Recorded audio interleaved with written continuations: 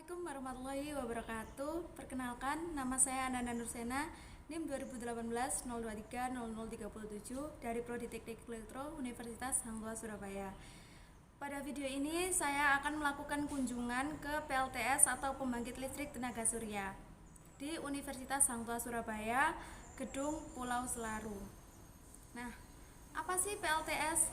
PLTS adalah suatu sistem yang digunakan untuk membangkitkan energi listrik menggunakan cahaya matahari atau memanfaatkan cahaya matahari, panas matahari, lalu diubah menggunakan solar panel atau panel surya dengan menggunakan sistem fotoelektrik. Nah, fotoelektrik itu adalah alat yang digunakan untuk mengubah energi cahaya menjadi energi listrik. Setelah ini saya akan menjelaskan beberapa komponen untuk PLTS ini. Nah, PLTS yang akan saya kunjungi adalah pembangkit listrik tenaga surya hybrid atau penyimpanannya bisa menggunakan baterai. Nah, perlu diketahui juga bahwa PLTS ada dua, yaitu on-grid dan juga hybrid. Nah, yang hybrid ini adalah yang akan saya kunjungi nih, yang bisa menyimpan energi dari panel surya disimpan ke baterai. Setelah itu bisa digunakan kapanpun. Nah, jika yang kedua ini adalah on-grid. Nah, on-grid ini disambungkan dengan PLN atau bisa untuk penghematan. Jadi pada siang hari atau saat ada cahaya matahari kita menggunakan energi dari panel surya. Lalu ketika malam hari tidak ada cahaya matahari atau panel surya tidak bisa menyerap energi, maka kita mengambil energi dari PLN seperti itu. Nah, untuk penjelasan beberapa komponen untuk PLTS hybrid saya akan jelaskan pada selanjutnya. Nah, untuk yang pertama ini adalah panel surya.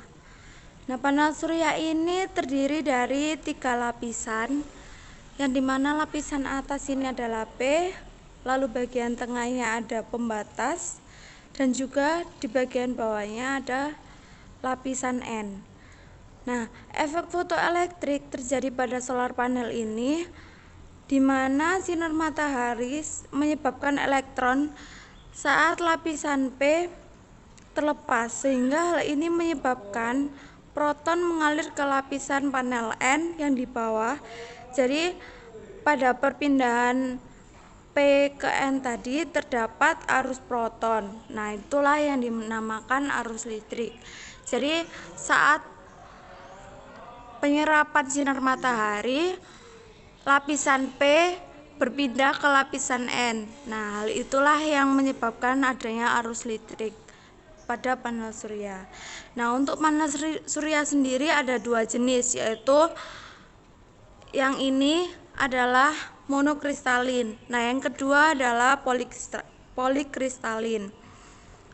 Nah, untuk yang monokristalin ini memiliki kelebihan, yaitu untuk dapat menyerap panas lebih maksimal, tetapi harganya lebih mahal. Nah, untuk yang monokristalin ini cocok untuk daerah-daerah yang panas tropis pada perkotaan atau pinggiran pantai. Lalu yang kedua ada polikristalin. Nah, jika polikristalin tidak seperti ini bentuknya, tidak ada kotak-kotak di sini, bentuknya memanjang. Nah, untuk yang polikristalin kelebihannya adalah dia dapat bekerja meskipun daerahnya berawan atau mendung, dan juga harganya lebih murah. Seperti itu. Nah, untuk penggunaannya, panel surya ini digunakan dengan menghitung kebutuhan kita. Nah, bagaimana kita melihatnya? Jadi di belakang sini sudah terlihat ada spesifikasi. Nah, nanti saat kita menggunakan, maka bisa menyesuaikan dengan berapa solar panel yang digunakan, berapa watt peak yang digunakan, agar energi dalam rumah kita atau kebutuhan kita bisa tercukupi. Ini sudah ada beberapa komponen untuk PLTS hybrid. Selanjutnya Yang pertama adalah SCC. Nah, SCC ini kegunaannya adalah untuk melihat bagaimana proses dari tegangan yang dihasilkan oleh solar panel. Di sini sudah terdapat terminal untuk menggabungkan panel surya itu kepada solar charge control. Lalu juga ada baterai untuk disambungkan dengan baterai. Lalu juga ada beban. Nah, beban sudah bisa diambil dari SCC ini. Untuk penyimpanannya, baterai disambungkan dengan terminal yang gambar baterai ini. SCC ini bisa melihat atau memantau bagaimana tegangan yang dihasilkan oleh panel surya, dan juga untuk penyerapannya bisa diawasi juga melalui SCC ini. Jadi saat baterai ini sudah penuh, mungkin bisa dilepas untuk panel suryanya, seperti itu. Nah, untuk selanjutnya ada juga inverter. Karena tegangan yang dihasilkan oleh panel surya adalah DC, maka untuk beban rumah tangga atau peralatan rumah tangga tidak bisa, karena peralatan rumah tangga kebanyakan adalah AC 220 volt. Nah, 12 volt dari tegangan beban DC yang dihasilkan oleh panel surya bisa dikonversikan menjadi AC dengan menggunakan inverter ini. Jadi untuk beban DC bisa langsung disambungkan dengan SCC ini, sedangkan beban DC harus melalui inverter terlebih dahulu. DC to AC, 12 volt to 220 volt. Nah, pada sistem pembangkit listrik tenaga surya hybrid yang akan saya kunjungi ini juga menggunakan inverter ini, karena sistemnya adalah sederhana, kecil. Menyimpan baterainya juga kecil, hanya 12 volt. Nah, untuk selanjutnya adalah baterai. Nah, baterai ini adalah untuk penyimpanan daya listrik. Jadi panel surya saat menghasilkan energi listrik akan disambungkan ke SCC untuk kita mengawasi atau memantau bagaimana tegangan atau energi yang dihasilkan oleh panel surya. Setelah itu disimpan menuju baterai. Nah, lalu jika panel surya langsung digunakan juga tidak apa-apa, dan juga langsung disimpan ke baterai. Saat malam hari atau saat mendung, cuaca tidak mendukung untuk penyerapan dari panel surya, maka kita tetap bisa menggunakan energi listrik melalui baterai ini yang sudah disimpan dari energi yang sudah diserap oleh panel surya. Seperti itu menggunakan baterai. Nah, setelah ini saya akan menuju ke lokasi pembangkit listrik tenaga surya hybrid. Nah, setelah ini saya akan mengajak kalian untuk mengunjungi pembangkit listrik tenaga surya off-grid. Nah, pembangkit listrik tenaga surya off-grid ini tidak membutuhkan PLN atau sumber dari lainnya, karena panel surya ini digunakan untuk skala kecil saja, biasanya untuk rumah dan untuk seperti alat yang akan saya ajak seperti ini. Nah, PLTS off-grid ini mulai dari panel surya disambungkan ke solar charge control. Setelah itu tegangan atau energi dari panel surya diserap dan disimpan di dalam baterai. Nah, di baterai itu bisa kita gunakan saat panel surya tidak menyerap energi pada malam hari atau saat mendung seperti ini. Nah, jadi mari kita lihat dalam keadaan mendung ini gimana sih panel surya ini bekerja.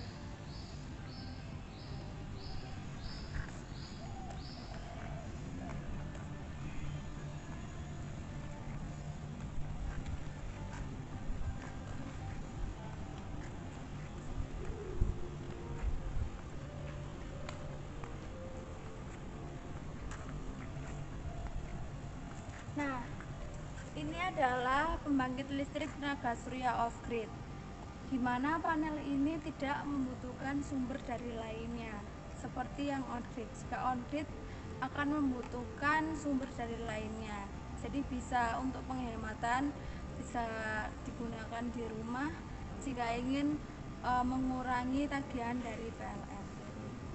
Nah, sekarang mari kita lihat.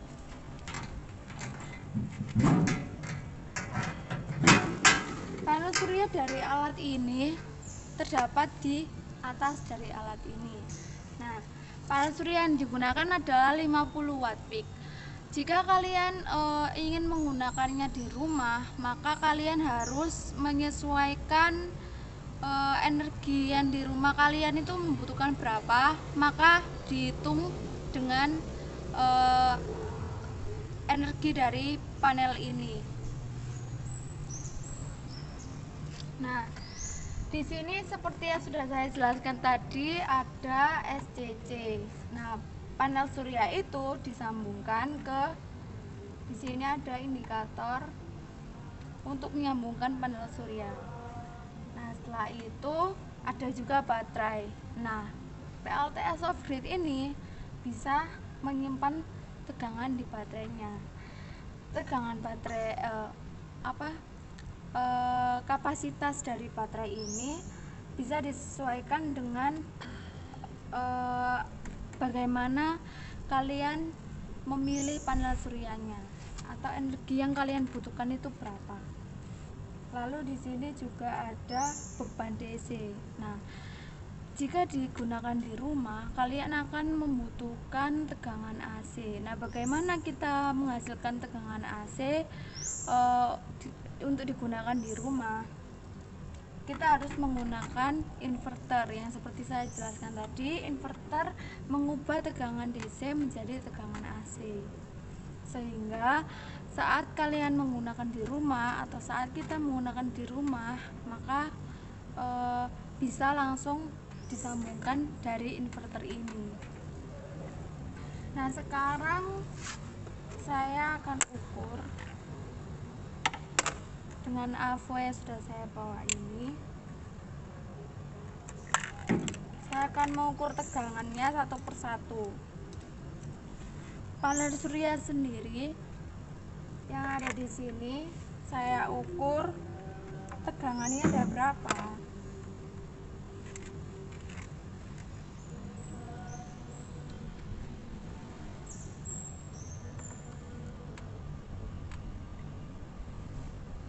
Nah, tegangan yang diserap oleh panel surya yang ada di alat ini yaitu 12,95 volt.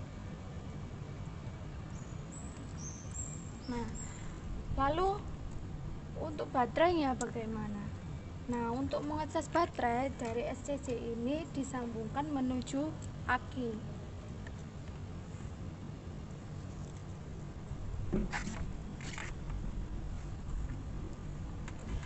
Tegangan yang dihasilkan dari panel adalah DC.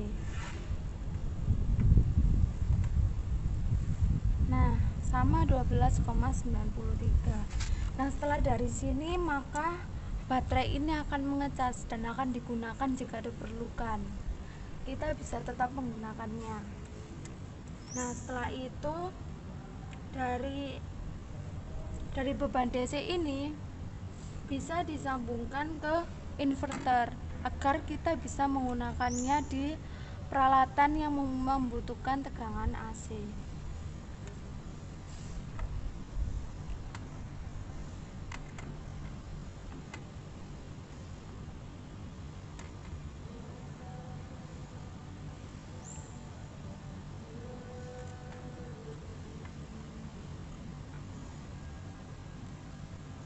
Nah, tegangan yang dihasilkan di AC yaitu sekitar segini, 196,5 volt. Nah, setelah dari inverter ini, maka langsung kalian bisa menggunakannya di peralatan rumah tangga, mesin cuci atau ya apapun itu yang membutuhkan tegangan AC. Sedangkan jika kalian ingin mengecas HP saja, seperti alat ini yang bisa digunakan di taman atau di pinggir jalan, di sebelah halte, itu kalian bisa mengecasnya melalui sini juga bisa. Kalian hanya menggunakan USB dari charger HP Anda, disambungkan ke sini atau juga ke sini. Nah, seperti itu penjelasan dari pembangkit listrik tenaga surya off grid.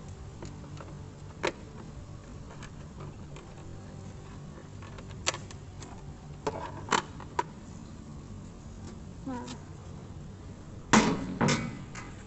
jadi jika kalian menemukan alat seperti ini di taman atau di manapun, pinggir jalan atau sebelah halte, kalian bisa langsung menggunakannya, fasilitas ini.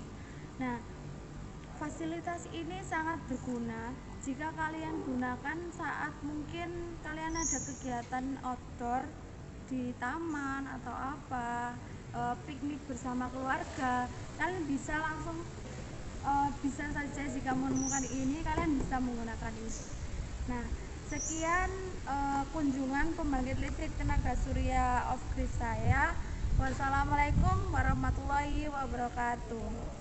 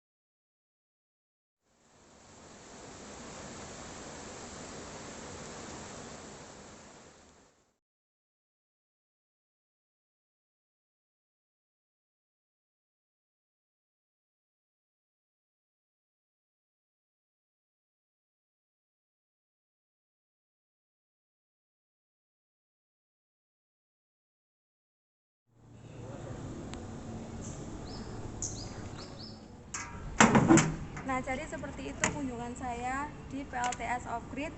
Terima kasih, saya Ananda Nursena dari Prodi Teknik Elektro Universitas Hangtua Surabaya. Wassalamualaikum warahmatullahi wabarakatuh. Waalaikumsalam.